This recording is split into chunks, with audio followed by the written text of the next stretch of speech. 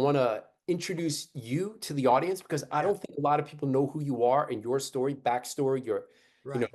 current age, and then also your whole approach for aging and longevity. So Okay, so let's take a let's step do back it. because so when I got into the space or when I got became interested in aging and longevity probably about 30 years ago, Bill Falloon and life extension were probably one of the biggest impacts on my, Yeah, future right. focus. So I Yes, think that had an impact on you too, it but did. I think you go back even further than Bill Falloon and life extension. So could you tell the audience about your interest in longevity and how you got interested in it? And then, yeah, so let's start there. Your interest in longevity from, a younger age.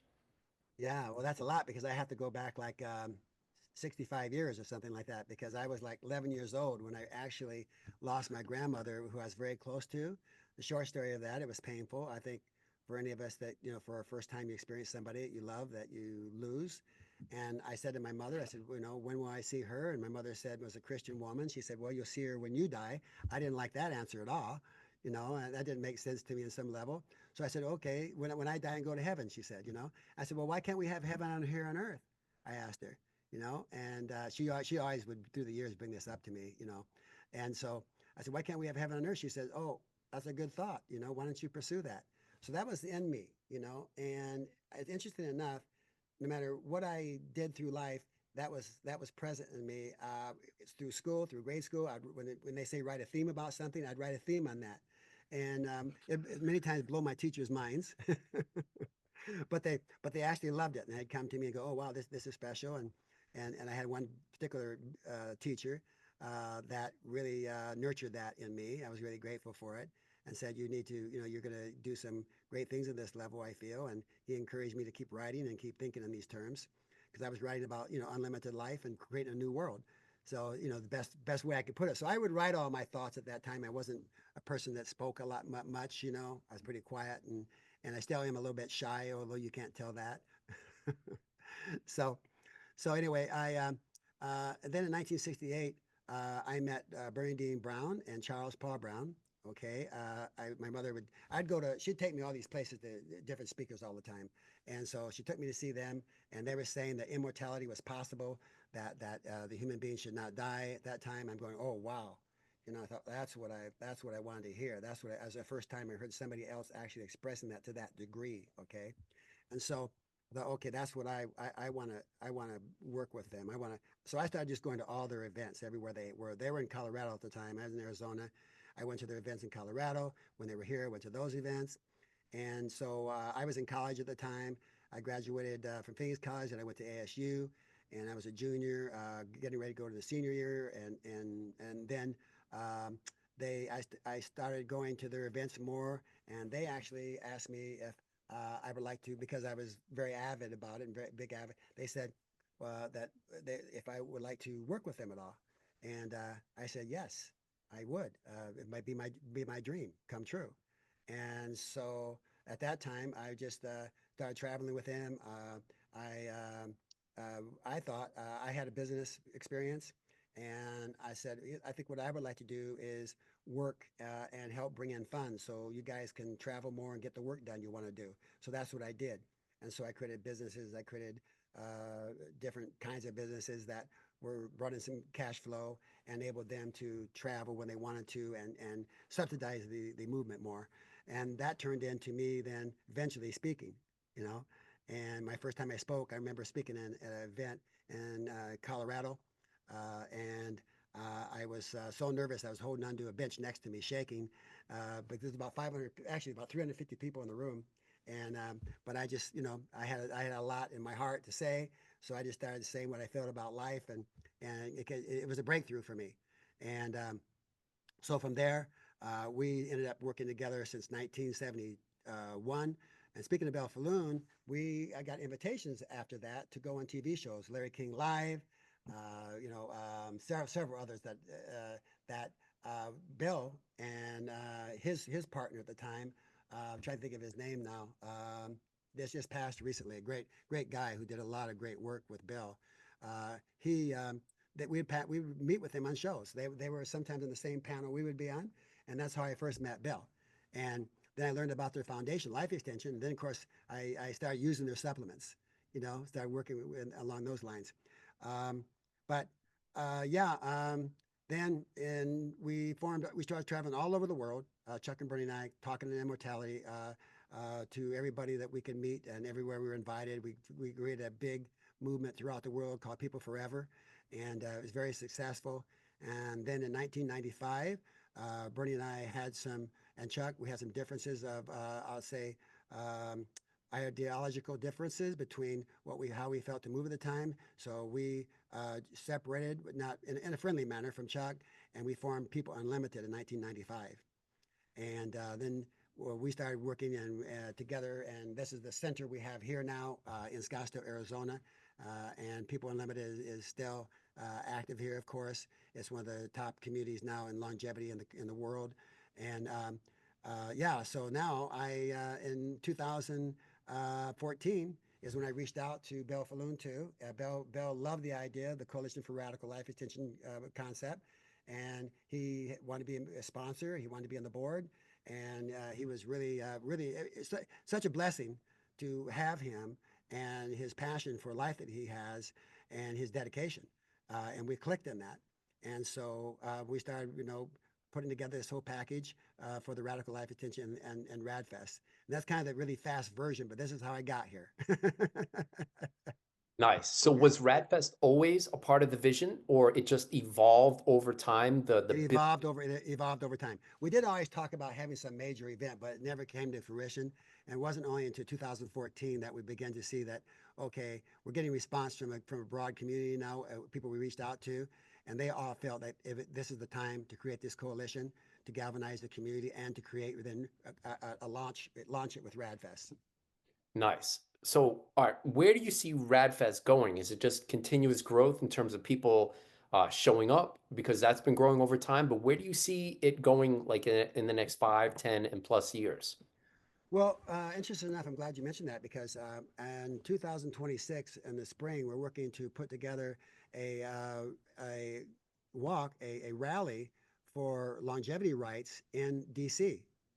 We want to do it at the steps of the Lincoln Memorial. That's what we're working to get. Okay. We already have our forms filed, everything else, and we're waiting for a response on the date for sure. But we'd like to have it in September. And then we will also coincide that with a RAADFest in the same area. We'll probably have RAADFest first and then do the rally right there in the area, but have them both in the same area in September 26th approximately. So that's one step. But we also have a whole global strategy now that we're going to be presenting at RAADFest for the coalition. It goes from A to Z. It's pretty impressive. We worked on it for about 6 months now. And what we want to do outside of not just RAADFest, but what we want to do on a global level. And part of that is we're thinking we want to start taking RAADFest on the road like a road show, one day events around the country and eventually around the world. So that's a little bit of the thought process in that we're all working on. So, kind of introducing longevity to average people, or how? Yes. Yes, going everywhere we can.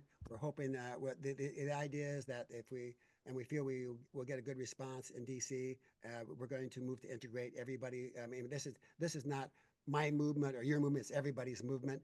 That's what we're about. And by bringing more people in, we'll be able to get enough energy to launch more of a tour of it instead of just doing these 3 4 day events that are great, but they're also just once a year. It's not doesn't move things fast enough to educate the public. So we want to do like a road show and take it, possibly have a more festive in that context that people can come hear a good, performance from some upscale group, music, and also celebrate the science and hear the best of science. But most likely it'll just be like a 1 day, maybe one night, 1 day, or just 1 day shows. And then the longevity rights, what's the plan Okay, there? so yeah, so we're going to be taking the rally is about getting number one to get the FDA to identify aging as a disease. That's a big one, right? Also, best choice medicine. Okay, we've already got some headway in that, but we want that to be broader. Liz Parrish, Bill Andrews, and some of them are moving on different initiatives in that way. We have others that are doing that, but we want a really strong initiative in that. But the key thing for me personally and for Our board is to get aging identified as a disease, because I think you know yourself what that could do then as far as getting support, and people begin to realize that what we're dealing with here, and get the financial backing we need Yeah. to cure it. I, so I'm on board with that. Obviously, I Yeah, wrote a paper yeah, that was published like I don't know 7 years ago. So when the whole idea of aging as a disease was first being, so Sven, I don't know if you know the name, Sven Bolt Ferris, something like that. He published Aging as a Disease, and yeah. that was a few years ago. So but what people were missing at that point, and that was before the hallmarks of aging were even published in the thing, Mm, and I don't know, right. 20, whenever, it was the microbiome, right? So I Yeah, wrote a paper that was published basically saying, okay, if we're going to classify aging as a disease, don't forget about the microbiome. And then here we are that's now, right. 10 years later, everybody knows about the impact of microbes on, COVID, infection, Yeah, shortening lifespan. So, yeah. uh, Beautiful. yeah, so my point there is, one side of it is classifying aging as a disease and getting more governmental funding, taxpayer funded support. But my perspective is actually the other side of that. I think government is too slow. I think if we wait for government funding and randomized controlled trials, we'll be waiting decades to You're have totally things right. yeah. So Yes. my side of it is using the commercialized labs, whether it's Quest, LabCorp, the finger prick stuff you can do at home. Um, to test yourself many, many, many times, generate that data, and then use AI or other tools to figure out your own personalized recipe. So it's almost like a decentralized optimal health approach relative to the government studies in other people. This is what we think the population should do, but does it translate to you? So Well, I like that a lot. I like that a lot. We have to talk about that more, and maybe you consider being on our advisory team on that, because you got yeah, some that's very good points. And the big thing in the rally in D.C. is just to make an impact. yep, I agree with you 100%. I say this all the time. We cannot wait for what the government's going to do. We can say now, oh, this government's going to do it. I heard that back when I was, 20 years ago. This government, this administration, you know, okay, so they're going to do what they're going to do, but we have to lead the way. We have to lead the way. We can't wait for them to do something, and any level for that matter, for your life. It's like, you can go to a doctor to same thing. You go to a doctor, don't wait for them to do everything. You have to be proactive for your own health. This is one thing, yeah. so 100%. And yeah, most people are not proactive. They go to the no, doctor once a year, and then yeah, even then, what recommendations can you make? So when you think about the Jack LaLanne approach, which was eat real food and exercise, what's the higher level to that, right? The higher yeah, level is personalization. that's right. What should the diet look like? How much exercise? How often? At what frequency? So I see personalization in the self-testing. So Brian Johnson really blew that up because in terms of in a good way, where Yeah, shining the light on multiple testing and right. so I can see a lot of people moving in that direction, but I think there's still a lot of uncertain. Most people don't know what to do. They For generate their sure. own data. What do they do? So For sure. that's one reason Well, I started. and nothing, and this isn't, criticism of anybody, but what happens is they, either are waiting for somebody to tell them and waiting for a doctor instead of digging in themselves. We have to dig in, each of us individually, and we Yep. share information then, and that's the power of it too, right? But if you don't take an interest in your own health and you're waiting for what the doctor's going to tell you or somebody else, then so many times it's too late, or you're not getting what you really need on a personalized level. Yeah. So, yeah, 100%. All right, so wait, you mentioned the 1 day approach and really trying to get out to the masses and spread, proselytize, right? Longevity preachers, right? yes, But the gospel of longevity. yeah, I love I, it. You're great. I, You're great. I You're perfect for that role. So thank you. uh, I'm writing a book called that now. I'm on my fifth chapter, called nice. Gospel of Longevity. If I could suggest, I wouldn't just go with the book. I know you also have a YouTube channel, right? So, Yes, but it's not, I think if I could suggest, you know, yes, it- please. saturating social media with, Mm, not just YouTube, but TikTok, Instagram, X, Blue yeah, Sky, thank you. Rumble, everything across the spectrum. Yeah, And I know that you've got a bunch of videos on the Coalition for Lifespan or Coalition for radical life extension. Radical Life Extension. Yeah, yeah, yeah. But I think being more active would help your Okay, cause a lot. thank you. Yeah, I'll do it. I've Some been people, feeling that myself, so thank you for the push. yeah, yeah, yeah, yeah. I mean, posting every day or posting as Hmm. often as you can, or Okay. all the things you're doing at Radfest, like having all the speakers, and I've seen you interviewing, like I think you interviewed Liz and some other people on your channel, like interviewing lots of people on the channel. I think you'd be great. Like you'd be putting out content like crazy, Mm. and that would really Thank you. help. I think your approach too. Great. Appreciate that. All right, so let's take it even a step back further too. So for those who don't know, you said your chronological age was, I think, 76 or 77. 76. I'll be 77 this October. Yeah, there's this, you're just redefining what 76 is even like. I mean, this is Yeah. crazy. Congrats to you on that. So, Thank you. Yeah, for, it's exciting because I can do all the things. I mean, yesterday I played pickleball with my son. We played like, 5, 6 games. I can do, mountain bike ride, all the things I like to do. And really, really, I don't, I consider myself very, very blessed in that, but also not elite in that. I think this is what everybody can be, everybody can do, and more so. We're learning, and a lot of it is for me is mindset. I don't even relate to my age unless somebody asks me. I don't dress for my age. I dress how I feel. You know, I keep in contact. With my body and the level of biomarkers and the basic things. But I don't go extreme in the sense that I'm chasing health. You have to have some enjoyment of life at the same time, and not be caught up in survival. That's a big thing. We all are been so caught up in survival, we don't even really know who we are. We're struggling half the time to survive, and so there's a whole new finding out of who we are that is so powerful, and we have this within us, this innate ability to regenerate and draw to us what we need. We're drawing the science, we're drawing the innovations to us rather than chasing things. I guess is what I'm trying to say in that. do you have longevity genes? Like, how long did your parents live, or still alive?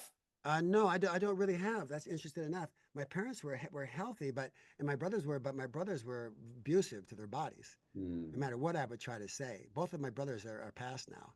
You Wow. know, yeah, and they were abusive, but they had good, strong bodies. But and so that just, you know, sadly enough, it verifies what we say about, hey, you can have a great genetics, but if your environment and you're just beating yourself up every day and a lot of stress, et cetera, et cetera, et cetera, you're going to sabotage yourself. And so I had from an early age, I was with him. We had a really close relationship, but I was totally different. You know, I'm the one that would love to drink the carrot juice or something else, or try the new thing. But my brothers wouldn't touch it. They were more into Cheerios or whatever it was. But I was the one that always wanted to do whatever new innovation for your health. I just had this in me, and I'm grateful for that today because it was a great contribution, to how I feel today. But yeah, unfortunately, I don't. My parents are both passed, and they lived in the 80s, early 80s. But that's wow, that's so little, right, to compare to what we can do. What was the cause of death? Parents and brother? Cancer for my mother, and it was, my dad actually got a flu, some virus, and ended up in the hospital. He shouldn't have died, but they caught an infection in there, right? Like so many people do in the hospital and died of that infection. And your brothers, what was their cause of death? But brother, was stroke, one of them, Mm. and the other one was suicide. Well, I Oh, shouldn't say suicide, self-imposed. I mean, that's he had a drug issue, and he overdosed. all So right. we're So sorry to hear that. So your brother yeah, who died of a stroke, what was his age when he died? uh, 75, 75. And mm-hmm. then mom and dad, their age of death? 82, 83. Wow. Okay. So do you monitor specifically in your biomarkers for cancer or um, Yes, like white blood cells, lymphocytes, inflammation, things that could be related to infection? yes, all the time. And how many times a year do you blood test, or is it just once a year for you? No, no, I usually blood test a minimum of 3 times a year, 3 times? And and then sometimes four. do you have like a specific approach after getting your blood test data, or have you crafted your approach to optimize your biomarkers to minimize risk of disease and death, or is it just you get the data and then you know? No, so I have of course I'm proactive myself in what I take and don't take. I mean, I've done things like TPE and EBU and all those things to constant and infrared saunas, blah blah. Every day I'm doing something, right? So it's a lifestyle. health is a lifestyle. But then along with that, I have a really good holistic doctor here in town that, it's not easy to find, that, well, this is another subject, but so I got a really good holistic doctor here in town. In fact, he spoke here at People Limit the other day. And he does these really deep dives of blood tests. I mean, not only just the basic blood test that we can see on, he goes and finds out, are there any latent infections, latent disease, anything going on? Some of these things, and last year I never even heard of before he comes up with. I went to LabCorp with his blood test, and they said, "Oh my God," says, "we have to draw more vials from you than anybody we've ever drawn." 26 vials. Holy cow. What was he And measuring for? What oh, any type of latent, whether it was Epstein Barr or anything of that nature that was latent there. I mean, some of these things I couldn't even pronounce to you now. To that, I mean, uh, bio, um, viruses or latent viruses or infections that would lay in your body from back from your birth or whatever. I mean, it was pretty impressive to see. And he didn't find. Fortunately, anything he did find was latent. There was some type of I'm trying to think of the name of it now. Small, I'll call it bug that was there that is still there in my body, but it's latent. He says your report was really very good. Most people have numerous issues going on at that level, and they don't understand then why they're having conditions that they're having. Weakness. You know. Uh, Maybe flu-like symptoms all the time or cold-like symptoms because of this latent bacteria that's there. So most blood work just goes and finds the certain basic things, and they don't find these latent bacteria that are there. Yeah. Well, not just bacteria. It could be fungi. It could be virus. Fungi, exactly. Yeah. Oh, he tests all that. He tests all that fungi. Yeah, the whole work. So I'm guessing he did like Candida oh, IgG, candidas.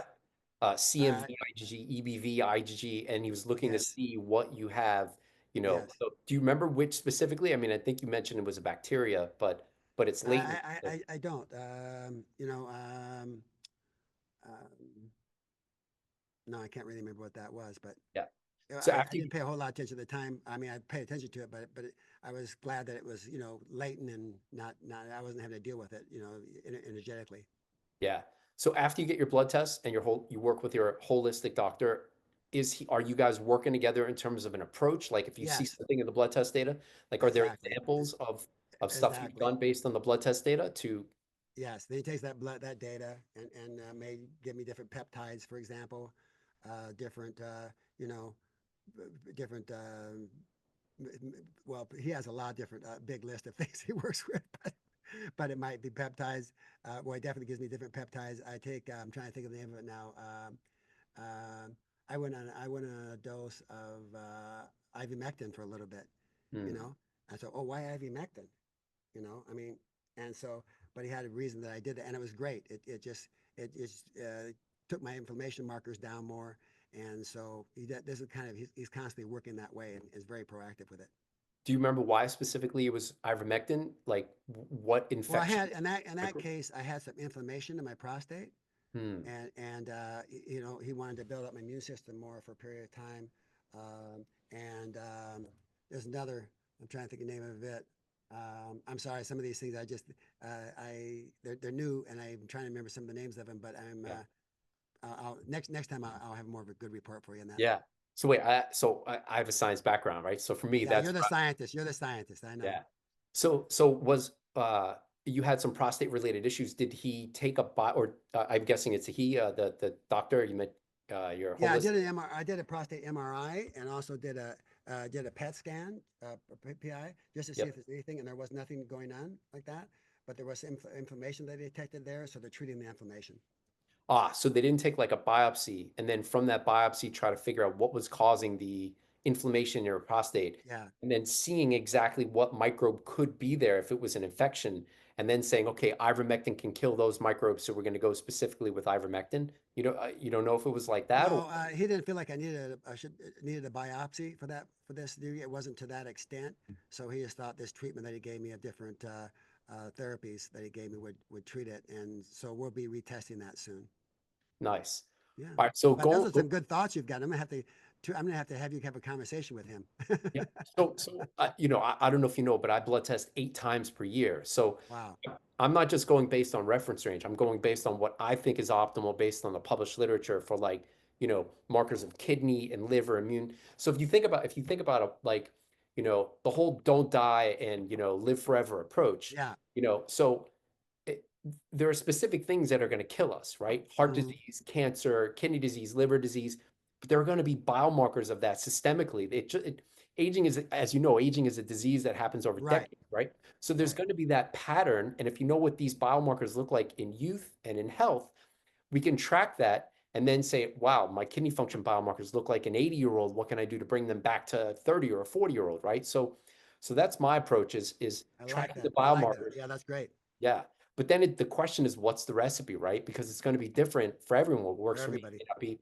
And then even like you were mentioning about the infection and latent infections, most people probably have this, like CMV infections. Yeah. Everyone above, I think 70, it's like 100% all infected, and nobody knows that they're infected with it, which may not seem like a problem, but it's associated with aminosenescence, which is a major driver of aging, right? Right. So anyway, I'm obsessed with the biomarker stuff. Yeah, I love it. I love it. Yeah. All right, Yeah. so let's think about some philosophical issues, right? Yeah. Let's say that eventually I think, and I'm sure we can agree that eventually immortality is going to be a real thing, right? So you've That's got the rate of aging is a pretty constant, right? You can have a terrible diet and your rate of aging is faster, right? Or you can or terrible lifestyle, right? Or you can optimal diet, exercise, sleep, all that stuff, and you flatten the rate, you can flatten the rate a little bit, but it's still a pretty constant rate of hmm aging, right? So hmm what we know, are we down here or are we somewhere close? Yeah. Longevity is escape velocity, like Aubrey always says, right? Yeah. How close we are to those slopes matching and being at a true flatlining of mortality risk, nobody knows, right? Yeah. There are True. no immortal mice, That's right. but eventually it will be flat. It's just a matter of time, right? That's right. Yeah. 50 years, 5,000 years, who knows? Who knows? So, what philosophically, right? If we're not in that 50 or 70-year window, if it's a wider window, and we all die trying to achieve more immortality, right?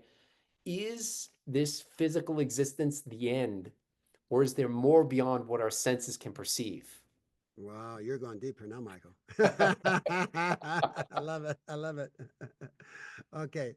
So for me personally, all right, and from my experience and going taking deep dives in all this all my life, from early age of integral yoga to cybernetics, many things I've done. Okay. I think that the bottom line that I've experienced in it is that once we die, that's it. Okay. But the only but about it is that because I had an experience in this myself that, uh, and, and it's, well, I'll put it this way. Um, Anybody that say is close to us and we've lost them, okay, the only way they're really kept alive is in us. All right. And that's an important thing. All right. Like Bernie, we lost her back June to breast cancer. Okay. The pain, it was extremely painful. All right. I worked with her since 1972. I knew her in 68. From 68, we were very, very close, just had such a flow together energetically. And anyway, though, but so I don't think I would have been able to withstand that and move forward hadn't I got in contact with that. There's a spirit of immortality in us. Okay, I'll use that term. And this is something that I'll say is more explorative, right? Because we're talking about something that are unknowns too. So, but I think there's a spirit, and I actually get goosebumps as I say this, because there's a spirit of immortality in this, and it connects us. All right. That was in Bernie. All right. I lost her physical body, which is not replaceable. Now she is cryopreserved.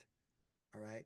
And obviously that's interesting enough. That's a certain comfort for me because I can think, oh, you know, I may be able to experience her again, physically. But also now, what about now? All right. And this is why don't you think this is why we create? Sometimes we want that afterlife thing so bad because we don't want to think that we lost completely somebody we love. And the reality is we're we're we're not going to maybe see a reappearance of somebody who say It's just passed that way. But we can feel them here in our bodies. There's that common denominator of that spirit of energy of their bodies, and that's where they're kept alive at.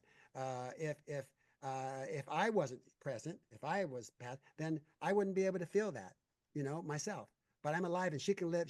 I can feel her spirit in me. I can feel her sometimes when I'm even expressing. I can feel the energy of that. And I had an experience about this a while back in my own person that was quite profound. It was about 3 years ago, and I've been working in this field for so long, and then seeing the pandemic and seeing people die, losing people, seeing the condition of the world per se.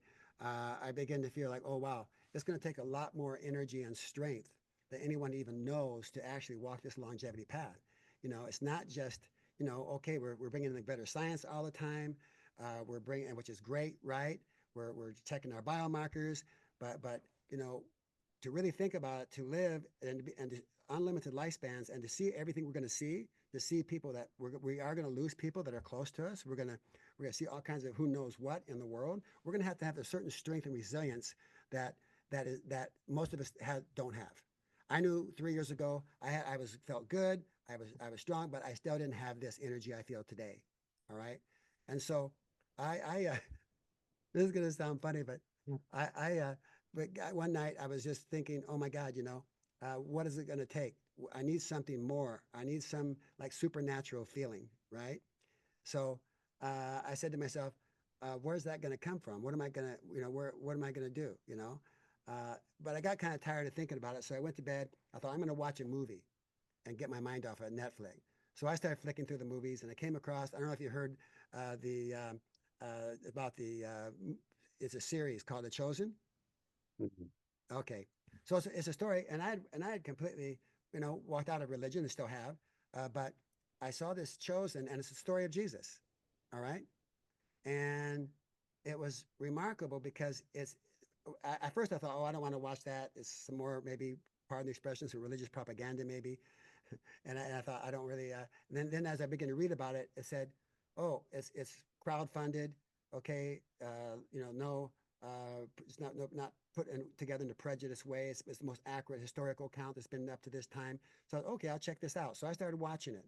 You know, and when the actor came on of Jesus, amazing. It was really well. It's really well done. Okay, I mean the whole settings, the disciples, and they make Jesus more of just a human being like you and I, not some ethereal figure or per se.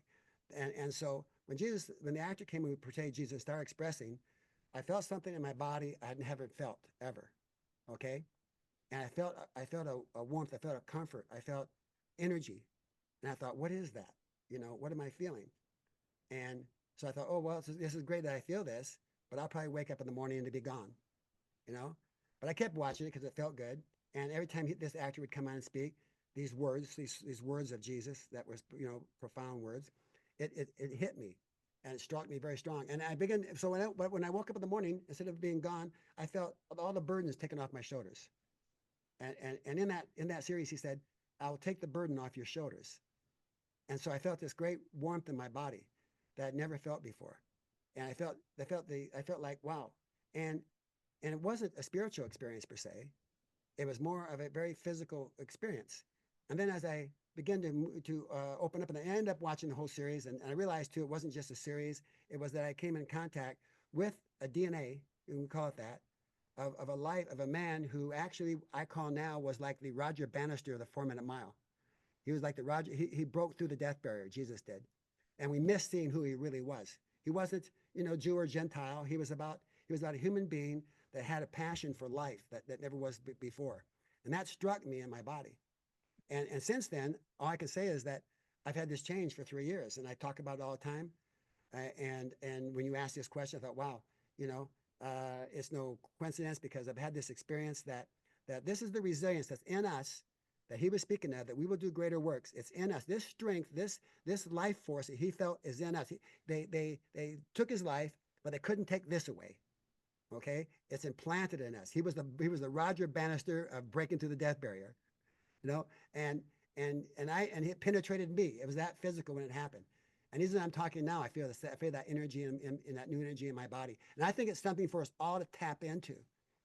It's there. immortality, the life, the spirit of immortality is there in our bodies for us to tap into already. Not chasing it out here somewhere, not trying to. It gets us out of survival. All right, that's what he was about too. He said, I'm the end of sacrifice. I'm the end of.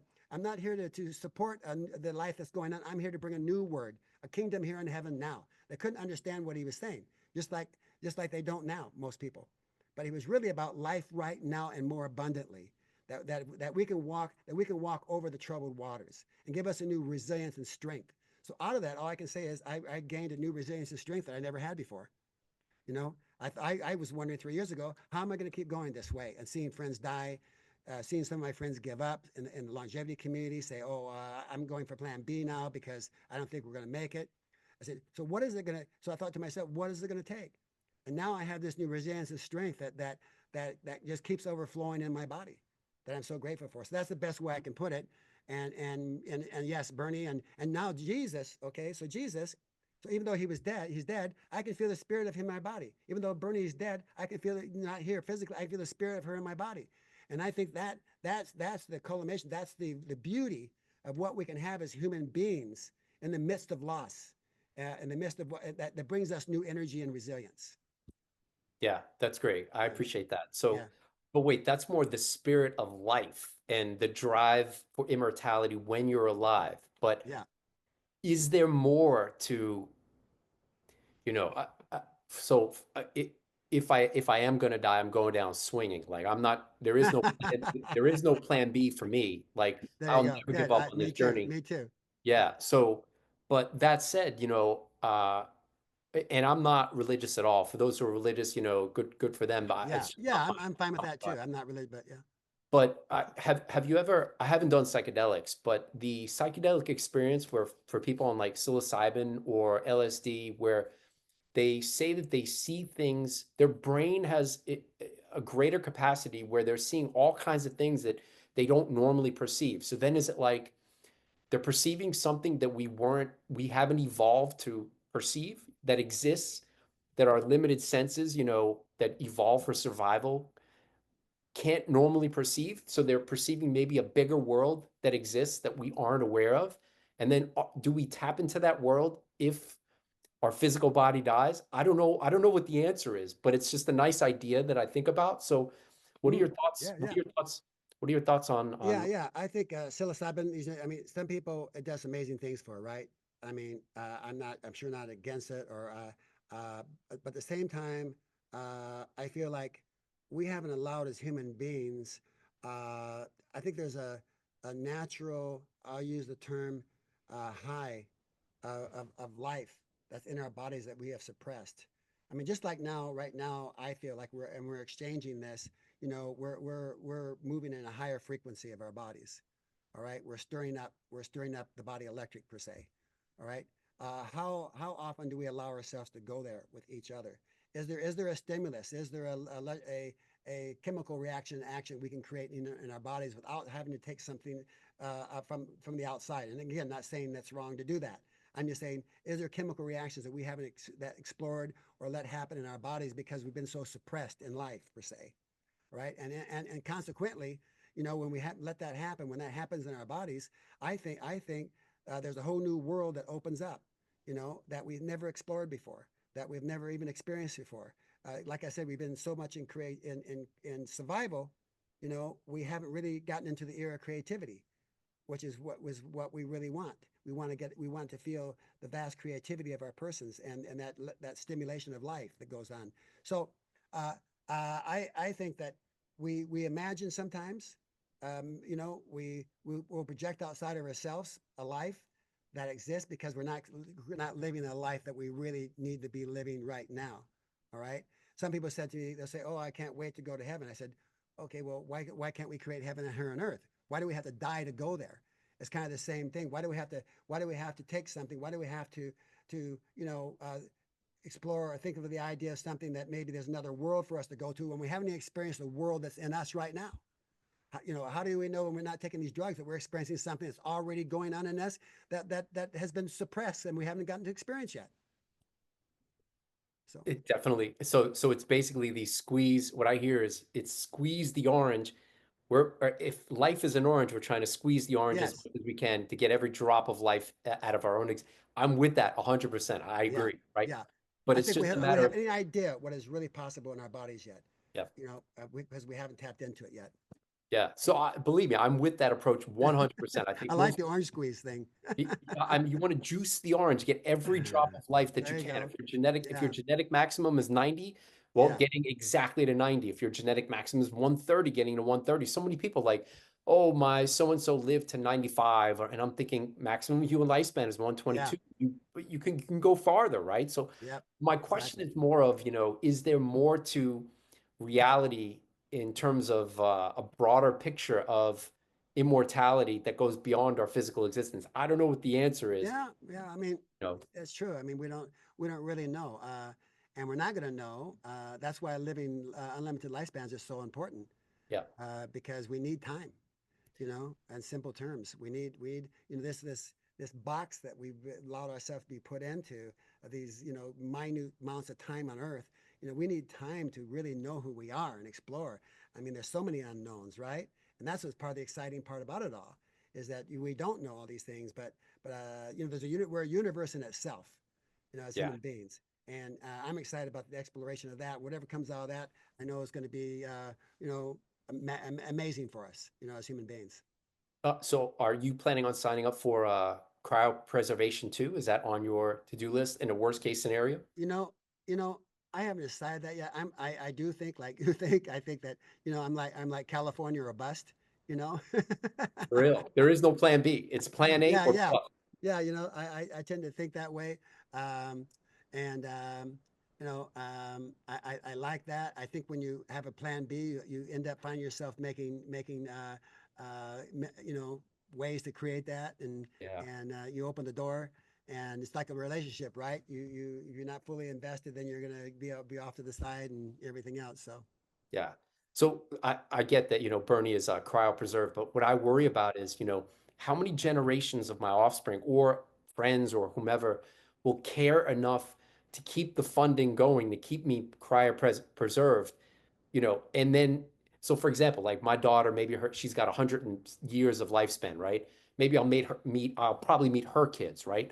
And then their kids. So I'll be a great grandfather. So now I've got three generations.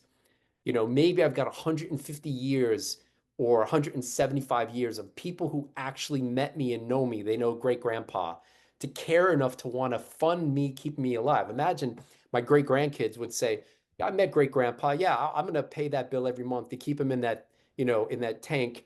And even if 150 years from now, maybe cryopreservation, nobody's yeah, been revived yet, right? So, yeah, but then what happens 150 years from now and my great great great grandkids haven't met me yet and they've I got bills know. to pay and they say to their spouse or partner and they say, why are we paying the bills for this person we've never met? Like, and that's the end. And then Yeah. I'm stuck and then I'm thawed and for real gone. And So, they're in a crunch and they're in the crunch and they have to figure out what they're going to pay next.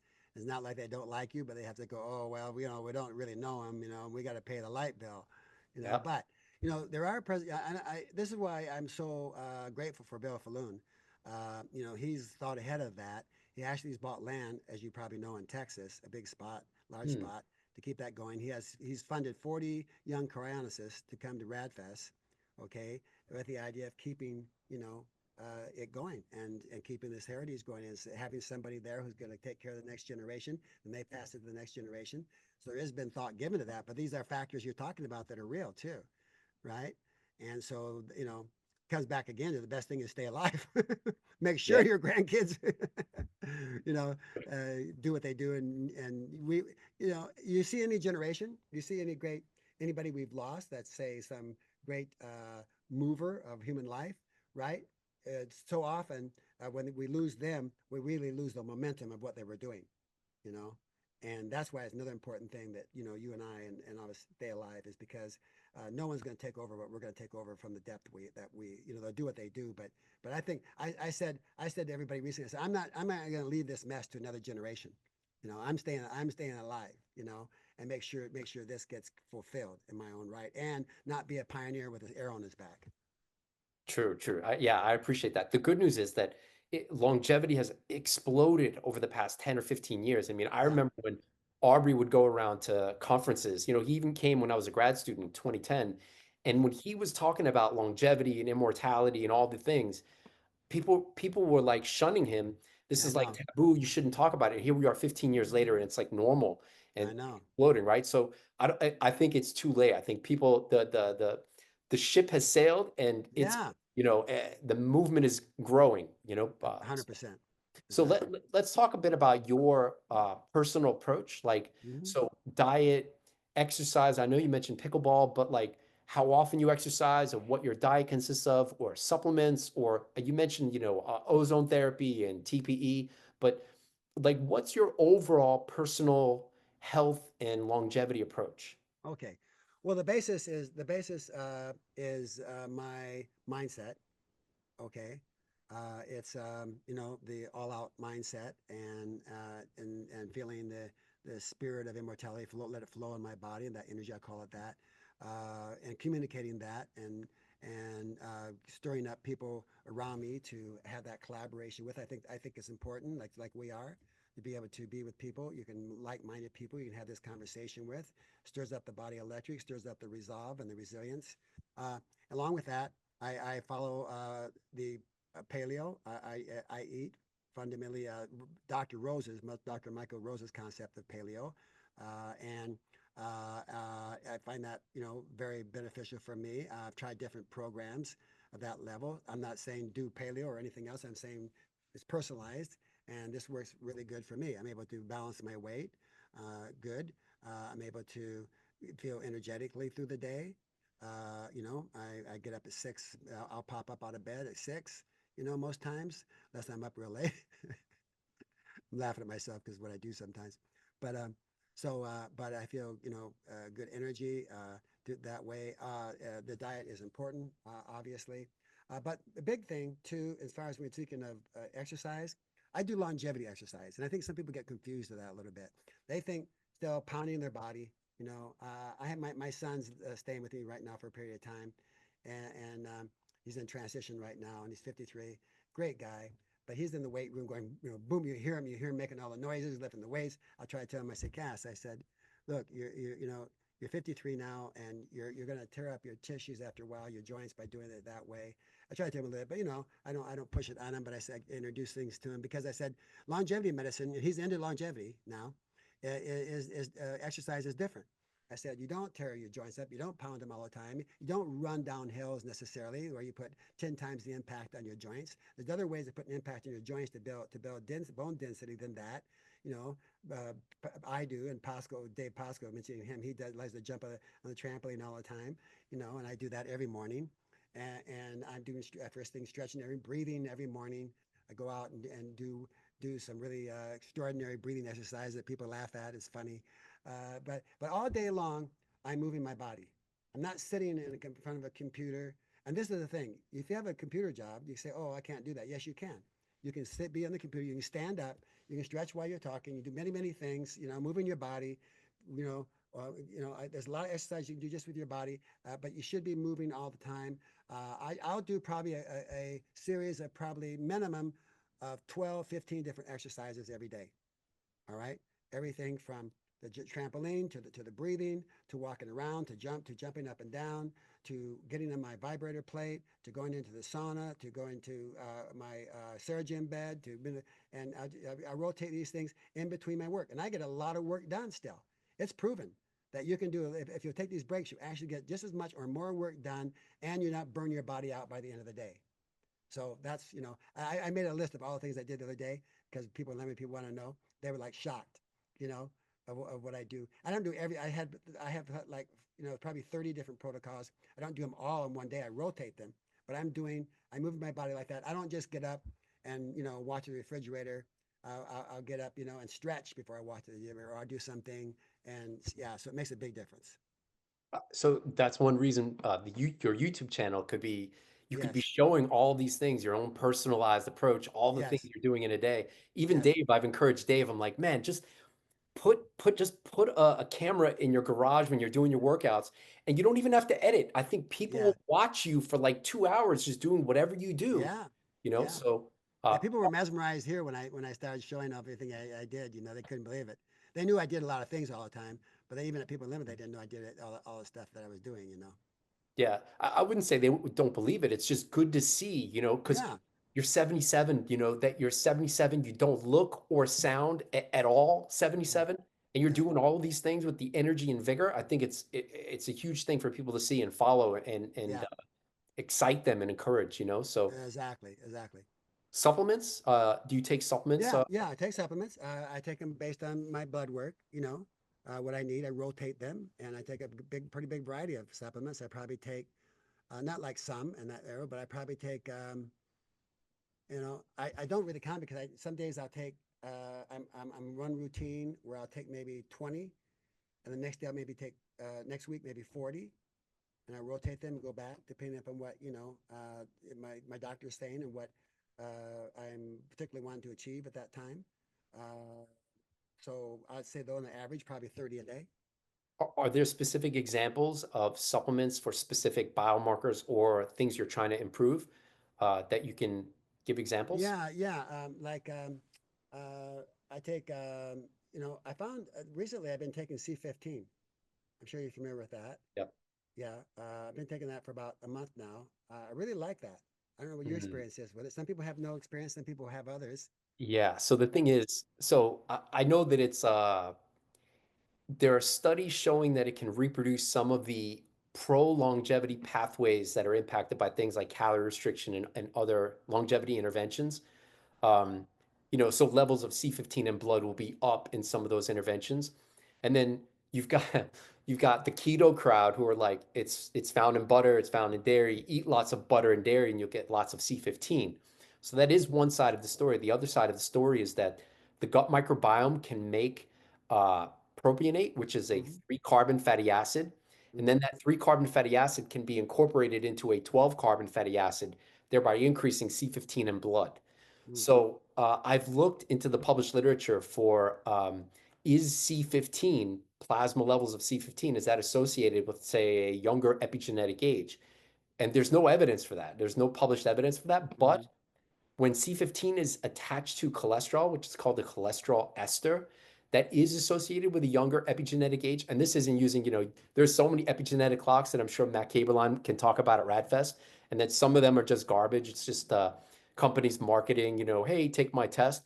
But for things like PhenoAge and GrimAge, these are gold standard epigenetic clocks with a lot of research behind them. Anyway, cholesterol esters containing C15, C15 bound to cholesterol, is associated with a younger epigenetic age using those two gold standard clocks. So I'm more in favor of that. The question though is that a butter and dairy story? So now you have more C15, you have more of that in the cholesterol, or is that a gut microbiome story where high fiber diets, more C15, and now you have more C15 on your cholesterol? So Hmm. I look at it from that point of view. So most people when they supplement, it's like I want my taurine levels to be high, and I'm sure Brian Kennedy will talk about the taurine story because his group published the taurine extends lifespan. Hmm. Uh, Most people hear like taurine extends lifespan and they're like, oh, I'm gonna supplement with taurine and potentially increase my lifespan. That's only one half of the equation. We assume that if you increase something by diet, you'll get an increase in blood. But the other half of that equation is degradation. Because if your Right. body's going to get it and then degrade it, like omega-3 can be degraded, because of inflammation. So you may be taking a lot of it and it may be degraded and your Mm. plasma levels are low. So Hmm. I prefer looking at plasma levels rather than just taking it as a supplement and hoping that it increases my plasma levels. I'm Hmm. looking at the plasma levels and then trying to optimize. Yeah, it makes sense. Yeah. Yeah. Hmm. So Good. C15 is a Good. good one. So Yeah. are there other supplements that? Oh yeah, yeah. I of course do bees and D, E, vitamin C. Um, I'm trying different ones that um, the astaxanthin. You know, I alternate some of these different ones of that nature, and I like doing curcumin, I-26. I don't know if you're familiar with that. No, I Immunologist type. They take a they blend this powdered white egg white in particular and mix it with curcumin and some other things. It's very powerful for inflammation. hmm. And and then I like to take granular vitamin C, um, and then I have I mentioned curcumin, turmeric combinations, um, uh, the omegas. Um, I take carnosine and uh, yeah, like I said, I mix all these up at different times. I think that what I've experienced in that is that when you're and of course I go by what a lot what my blood work is, but I also like to alternate them. Sometimes I'll just go every other day on some of these, and then I'll skip sometimes on the weekends doing anything at all and just eat really good. And so I mix it up that way, and my body seems to respond. Sometimes I don't know if you get this, but I'll wake up in the morning, especially and I'll feel like you know my body said, I don't want to take anything today like that. So I'll follow that and then I'll feel really good energetically. Then I'll come back and do, again. So I find, really good results that way for me. So Like, I'm on almost no supplements. I'm trying to, oh, good but for you. I very carefully track my diet. So I track diet Yeah. every day, and then I look at Uh-huh. correlations with diet with the biomarkers to really try to get towards personalization in terms of how much vitamin K, how much vitamin C.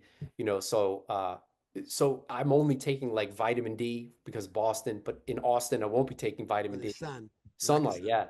I'm taking like a B complex for homocysteine, which I can't seem to make a dent with diet. But that's it. Riboflavin, You ever to try tried to, that? Oh, I'm sorry. I yeah, was no going to worries. ask you, when you say homocysteine, you ever tried the Life Extensions homocysteine product? Yeah. The So company? I tried everything, and I've used life extensions, blood tests, and supplements in Mm-hmm. the past. So I'm highly experienced with that. But for whatever reason, I've gone through all of there. So homocysteine can be reduced by a bunch of different biochemical pathways. I've actually made videos on the YouTube channel going through all of them and high doses in all of them to try to bring mine down. But even that, so it's like, when you get towards personalization, people can make recommendations. Oh, your homocysteine high, take these supplements. But then does it actually move the needle and bring whatever you're trying to improve, in the right direction? So um, that's part of what I do too, is trying to figure out the actual recipe to move stuff in the right direction. So for me, the B12, methyl B12, methylfolate does seem to make a small dent on homocysteine, but I'm still trying to figure that out after like 40 blood tests on homocysteine. So yeah, I'm on the very minimal supplements for now, with the hope that 50 years from now, if I do need a supplement, I'd expect that that would be the most efficacious time rather than I've been taking it for 50 years. And then it's like, oh man, what do I do now? Nothing seems to work. I'm already taking these supplements. What do I do? Right. So, That makes sense. Yeah, that makes sense. So I've actually taken a lot less than I did. So I kind of had the same sense of that a little bit. That I started, cutting down and trying to take more precision or precise ones. Like I like the senolytic activator. I don't know if you that Life Extension has, just 3 tablets once a week. And I can feel when I first took that, it was I was out hiking just before I went hiking, and I felt this like my girlfriend Alana was like, I mean, she's where I was usually I'd be somewhere in the middle of the pack and hiking, and I found myself way out in front and asking those guys to catch up with me. So, but I think it had a powerful effect in releasing getting out the senescent cells. Right, that's a key thing. And in fact, speaking of that, Doctor, do you know Doctor Rafael Gonzalez? You heard him? no. Okay, well he'll be at Radfest speaking this year. So he's got a stem cell program now, and right, it's a pretty high end cost right now, but they're moving to drive it down. By the end of the year, they'll have it about a tenth of the price. That can actually remove senescent cells out of the body remarkably. For building the immune system. For people who say have cancer, or anything, anybody can use it, but it's pretty remarkable. He's going to be speaking on that. But that's a real key thing I think to get the senescent cells out. I So, I, I so notice my skin's better from it, etc. yeah, no, senescent cells are a big deal for sure. Mm-hmm. I agree 100%. The only thing is, there may be getting rid of all of them may not be optimal for health because so senescent cells, Oh, that's true too. yeah, Yeah. there's a published paper showing that senescent cells can act as an antiviral mechanism. So Mm-hmm. that may be part of the response where the cells are infected, they go senescent, and then it's Yeah. like an immune signal. So if you get rid Yeah. of all of them, I don't know that that would be good. But so I guess stem cells, is that something you've experimented with? And are Yeah. you? Yeah. I've had stem cell treatment, a couple of them, placenta stem cells, I've had exosomes, a couple times. Um, and yeah, I had very good responses on placenta stem cells overall. I don't have an ache in any of my joints, you know.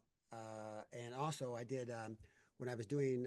I think you're familiar with OsteoStrong, their Hmm. program. Okay, so it's a system. They have one here in town. They have one. They're a franchise that's moving quite rapidly. It's four different computerized exercises you do to build bone density. All right, and to strengthen your tendons because as you mature, you have a tendency to get more loose joints. So I went in there. It's interesting enough. I always check these things out, in this level, like you probably do. But so I'm going in there and they tell me, oh, you're gonna build bone density and go okay, and you're going to find if you have any loose joints or pain in joints, most likely those would go away. I said, okay, we'll see, right? So because I was the head of People Unlimited here and they're in town, they gave me a free demonstration thing, a free month to try, and so anyway, I stayed in there, and after 3 months, okay, I had this ski injury that had been going on. I had about 10 years ago, and I could never get it completely. Whenever it didn't hurt just walking normally, but if I rode my bike or anything, it would start to hurt. So after 3 months, that completely went away. Okay, and haven't had an issue on it yet. Now I play pickleball, play basketball, no pain at all. And I had that, and but that was from that, doing this particular exercise that strengthened those tendons in that joint. And then my bone density was 20% better. Mm. So yeah, and What then was the exercise? What was the huh? exercise? I'm sorry. What was the exercise? Like what Okay, specifically? so they have four different machines. Okay, it takes about 10 minutes to get through them. Okay, there one is a you hit these trigger points. It's supposed to be the point where it triggers the bone growth, the bone density growth. So one's like a bench press. You're pressing like this. It's all computerized. The other one's a pull down that you do, and then a wheelbarrow where you're lifting up. Okay, and then a leg press. Those four. All right. And it's amazing though. It's amazing. You have to hit these trigger points when you're doing them. And but then you notice your strength after I've been there about a year now. My strength has increased about 30% or 40% from doing that. But and it's just fast. 15 minutes, you're done. Nice. So Yeah. that's a part of my approach. Those movements are a part of my approach. Yeah. So that's Yeah. good Yeah. news, keeping Yeah. the bone. So I track bone density too, Yeah. so it goes a So I way don't with have a age. pain in any of my joints, Nice. so that's always nice, right? I mean, I have friends. I played football too in college, so I had back injury, and it took me a long time to go. But all these friends that have, they're either in wheelchairs, joint pain all over. Most of my friends all have joint pain. They can't play sports most of the time, especially when they're matured, around my age. It's like when I was talking to Dave Pasco and I was like, I can't believe you're 62. I get the same feeling when I'm talking to you. I'm like, there's no way you're 77. There's no way. So, yeah. All right. So skin, are there, so that's a big one. I think, so it's funny because, anytime I post a video on biomarkers or a video about me somewhere, it pops up online. They're like, yeah, your biomarkers may be 20 years younger, but you look 50. Your skin looks 50 or 52, whatever. So, are you doing anything specifically for skin or anything? Well, uh, yeah, it's funny, but I I do oils, I do olive oil and those type of things. I think are and I do. I think some of the key things I do is that I don't. I interesting enough. Okay, all my life being here in Arizona, I've gotten out in the sun, but I've also been cautious about not burning. But I do even at times when it you know well, I'll put it this way: I sunbathe very short periods of time. Okay, I think it conditions your skin. Then now, if you gaze too long, you're going to burn. You're going to But I went to my got a check with my dermatologist not too long ago, and she said, "Oh my God, you were born here in Arizona?" I said, "Yes, you have amazing skin for somebody being born here in Arizona." Yeah. What I practiced, and I learned this quite a time back, is just sunning short periods of time, and it conditions your skin and then you can even be out longer, because you've conditioned your skin and you're not going to burn. And so I think that's one of the contributing factors. I practiced, I forget his name now, it was way back, it was like 15 years ago. He brought up the method of going out, and this is pretty prevalent now, 5 to 10, 15 minutes in the sun, but not overdoing. And so it nourishes your skin. you know, and yeah, then I also skin brush and infrared sauna, infrared light, that kind of thing. So wait, so starting with the skin sun exposure, it's at most 15 minutes, full body exposure. Yeah, usually it's just 10 minutes, but at most 15 minutes. That's right, full body exposure. I actually go out in the backyard, take my clothes completely off. Uh, So I front hope and full body I tan. hope it's not a photographer. I hope not the press is looking taking pictures of me.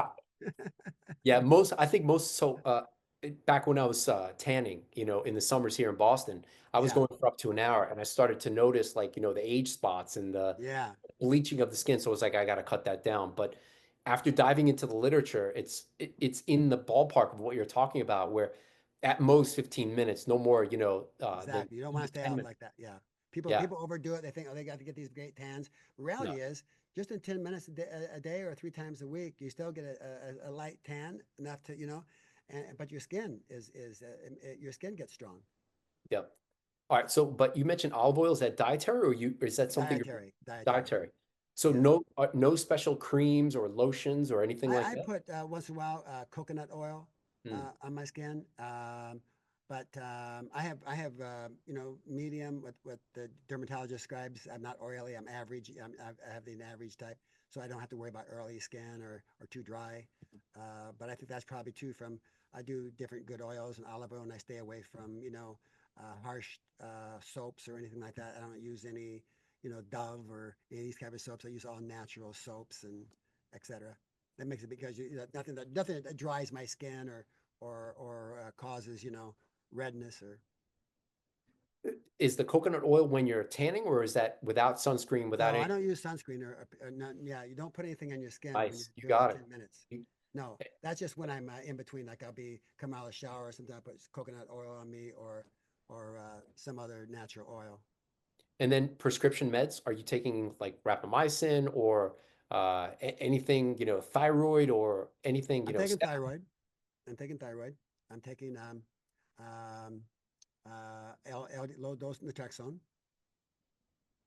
what's That's that for? That's a corticosteroid? No, low dose naltrexone. Low dose naltrexone is a actually it was created for a, schizophrenic type situation, but for this though, it's a longevity. I learned it back. Remember David Kekich, I'm sure. The name, yeah, but I think he Okay, so died. David Kekich was one of the amazing longevity, pioneers. And really, see, a couple years ago, we lost him. We honored him at Radfest. But he was in a wheelchair. He had an injury young in his life, about 35. And so, but he introduced him. I was over at one of his events, and they had a woman over there that introduced low dose naltrexone for, inflammation and cancer prevention. And so I've been taking that now for 5 years. I noticed right off the bat when I started taking it, it used low dose, 3 milligrams. It really, I could feel my joints get smoother. I use that term, more fluid, you know. And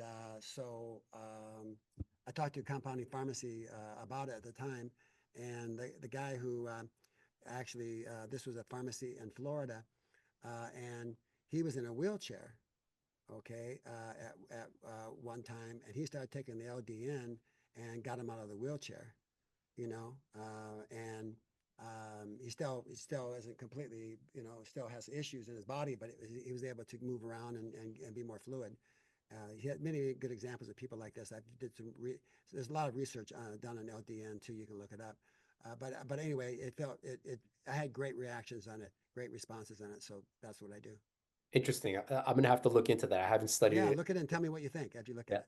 we'll do. So, all right. So thyroid, naltrexone. Are there other prescription meds that you're taking? Uh, no.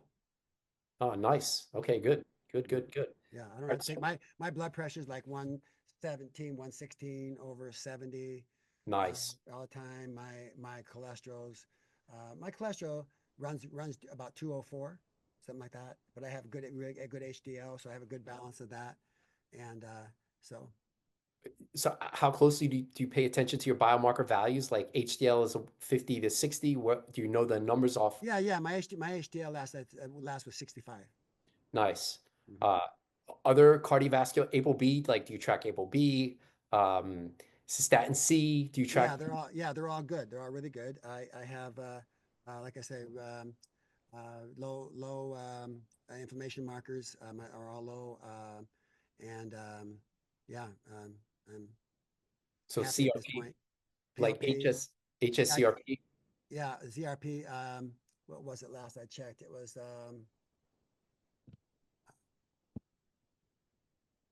4.7. Does that sound? I think it's somewhere in No, there. that would be high. So Okay, what was it then? I'm sorry. I'm yeah. trying to think what it Oh, no was. worries, no worries. But that could be on another time. We can check out the blood We'll test. look at it. We'll go there deeper. Yeah, Even better, so like with Dave, he plotted all of his data, and then we can see year to year change, right? So I know, we talked about before, the rejuvenation Olympics and the pace of aging, but that's a single blood test, or you need three tests in two years to get on the yeah, board. But there are 700 days. So is 3 days of data representative of 700 days in 2 years, right? So looking at all the blood tests year to year to year to year, now you can look at rate of change. Okay, CRP is a measure of inflammation. If you have 20 blood tests over 20 or 30 years or whatever, 10 years, you can see where your data is and see, is it increasing? Is it flat? Is it decreasing? And that's a real rate of change because you have longitudinal data, right? So beautiful, beautiful. if you have data long term, we can go through all of that and see if we can identify. I'm sure your holistic doctor, or I hope your holistic doctor will be doing something like that rather than focusing on, okay, we just did this test, you're in range, you're out of range. What does the historical data show? Because I'm sure, you think about even if you just have the reference range, if you're point 0.2, point 0.4, point 0.6, point 0.8, and the upper limit is 1, you're still in range, but that trend is going maybe in the wrong direction, right? Yeah, So yeah, understood. trying to catch that sooner rather than Yeah, later. yeah. Well, All you're right, amazing. You're amazing that way. You got one of the best. Just from hearing, you got one of the best. Setups and programs that I've heard. yeah. Well, Way to go. next year at Radfest, I can share I all would of love to. that. Yeah, I'd love for you to do that. Yeah. That'd be beautiful. So what do you think is underrated in aging and longevity research? Like what should the crowd, besides the spark, besides getting the masses to care more about longevity and to activate people's inner drive to want to live longer and infinite lifespans, what do you see as under understudied, undervalued, what people should be studying more in anti-aging and living longer? Well, two things. One is movement. Longevity movement. It's a big factor. I think too many people are just beating themselves up over things and doing different. I'll say exercises or lack of exercise, but mostly even the ones that are doing the exercise sometimes are overdoing it on some level. Longevity exercise is about really taking care of your body and not building up strength, but not hurting it at the same time in simple terms. So I think a lot of people aren't as educated in that as possible as they could be. Also, mindset. I mean, is so many. And Aubrey and I were talking about this the other day, and Dr. Rose, he said, really, Dr. Rose puts it very, Michael Rose puts it very candidly. He says, if you're not embracing physical mortality, not being able to really embrace it, he said, you're fooling yourself. You're really telling your body, when you say can live to 120, for example, okay. I mean, that's it, go. But at the same time, you said you really should be telling your body that you're unlimited, that you can live unlimited lifespan, and then just go for it all the way. You're setting up a whole different mechanism. So I think that I sometimes hear people, chase the biomarkers and the supplements. Okay, that's all good, but then they discount their mindset and what they're thinking and their whole feeling. So many of them are really deeply in an anxiety state. I think a big factor of my health is my ability to relax.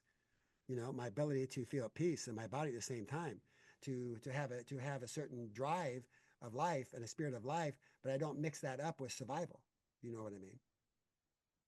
Yeah. All right, wait. So a couple things. I agree 100% on the longevity movements. Yeah, I even think too, and this is going to sound, I don't know what the term is for it, but in the guy mindset, it's in the Yes. testosterone mindset, it's get in the gym, lift a lot of weight, get big giant muscles, right? And and more is better. Keep getting bigger, keep getting stronger, right? So, but and I was in that mindset for a long time. Like I grew up on the We body all were. We magazines. all were.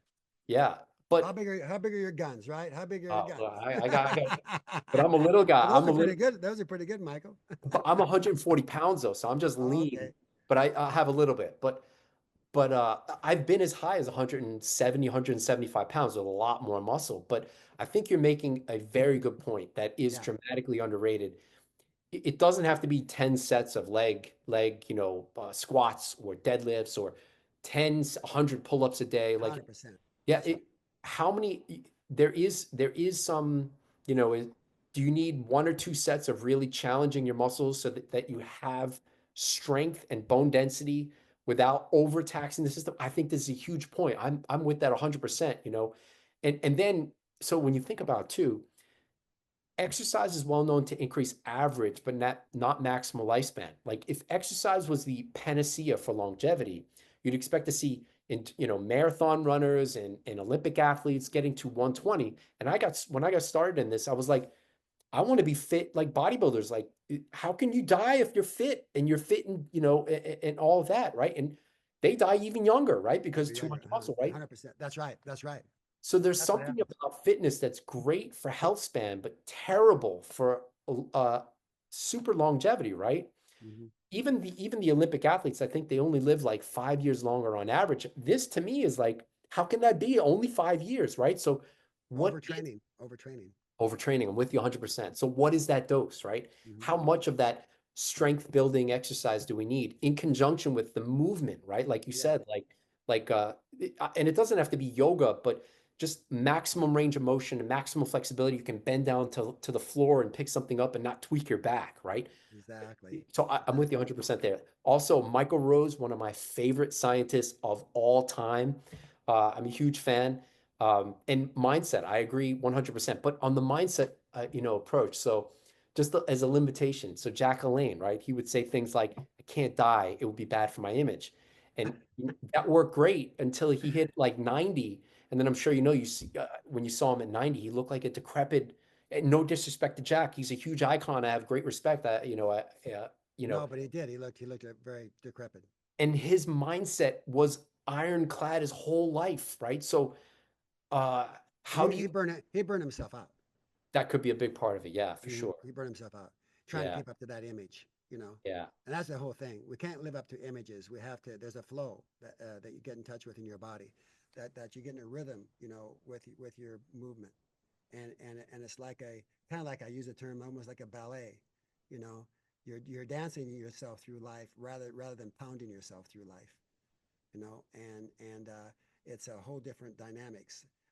But evolutionarily speaking, as men, like you said, we're taught, and part of that big muscle building thing is that the female sees you and you're a good breeder, right? We don't yeah, understand that concept. We were pounding it out, thinking, do you want to just be known as a good breeder? Is that it? And the most beautiful bodies really are the bodies that are trim, have good tone. You know, the muscle thing is just all attraction for evolutionary, propagation of the species, you know. But we got that set in our minds that way. So we all went through that, building the big muscle. But I was fortunate. When I had that football injury, I had a scholarship in football in college, but I got injured, and that was a blessing because I didn't go on and hurt myself worse, and so. But I had that mindset too. Oh, maybe the football player, get the girl. I love the game anyway, But now it's like, wow, it's like we're dancing our way through life. It's a ballet of movement. It's a strategic movement that we're getting more rhythm with our bodies, and what nourishes us, what feels good to you, what not pounding your body, but taking it to, you have to push. I use the word push. You have to be able to do things that you're going to say. If you're going to exercise or a bike ride or whatever you're going to do, you can take yourself to an edge, but you're not taking yourself over the edge. It's a practice. It's a practice after a while, right? yeah. Because we're used to it, even as males, taking ourselves over the edge. Who's going to win that race? Who's gonna charge up that hill, even if you break a bone, you know? Going down the freeway now, I'm the same way. I stay completely out of these packs of cars, you know, and I'll still go the same speed. I'll get right where they want to get, but I stay out of because who wants to injure themselves? I mean, we're longevity enthusiasts. You have an injury or bad injury, it's going to set you back. Who knows then what you'll come from or kill yourself. You know, cars are still one of the most dangerous things we do in this world, driving a car. You know, and so anyway, I'm thinking these terms all the time. How can but now it's automatic for me. Like staying out of the pack, staying out of the group consciousness of what we think has been healthy, getting in touch with that real flow of your own body. Fantastic. All right, one last question. So let's assume that aging has been conquered, death no longer exists unless, or if people choose it voluntarily rather than involuntarily, right? So i- if when that day comes, let's say that day was tomorrow, what would you do? How would your life be different? Like what other interests would you have besides because aging is Well, conquered? that's a wonderful. I can feel that feeling right now. Right, that's a wonderful feeling to have. Wow.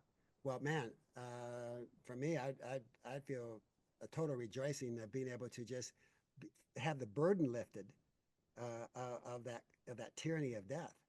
And I think and a new creativity. I'm excited already, beginning to move into that arena to where I just man do all the things and be able to love and enjoy life like never before without that tyranny, without that burden on our shoulders. You know, everything from you know. You know, space exploration to deeper exploration in relationships and intimacy and communication, all those things. I mean, what a joyous world! That's really the world that's the heaven on earth, you know, being free of that tyranny of death in our bodies, the death being put underfoot. So first probably 100 years, I'd just be rejoicing. Great stuff. I agree 100%. With everything you just said, space exploration would be on my path too, Yeah, but yeah, the new worlds, and yeah. you know, we find this new world here in ourselves of that creativity and wanting to find all these new experiences without fear and anxiety. When you think of a space-faring civilization, they have to be longevity, like Yes, or have to be long-lived because, yeah, if you're going to travel light years away, like to get to that point, it may take a while. yeah, You have to have the technology to do that in the first place. So to develop that technology, you've got to live long enough to ima- imagine if you are on a spaceship and you are going to a new world. What if your spaceship breaks down, but you aren't smart enough to know how your spaceship works? So you yeah. have to live long enough to educate yourself to do all those things. All right, now you're in the new world.